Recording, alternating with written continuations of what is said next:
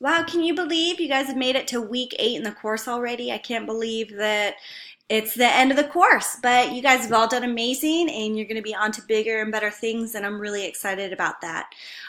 So, what we've done throughout this course is we've really delved into what science is and how research is conducted and why it's important to be informed citizens. And this week, we're going to wrap that all up by looking at hoaxes in science and some current global science issues that we're facing. As you're studying hoaxes in science, I want you to think about how you know your article is based on real science and is not a hoax.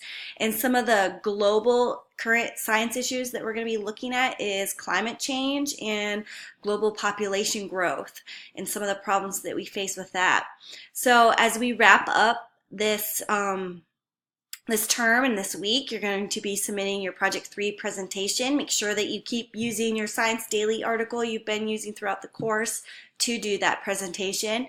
I look forward to seeing what you guys have learned throughout the term. As always, please reach out with any questions you may have, and I'm always here to help. And good luck, guys.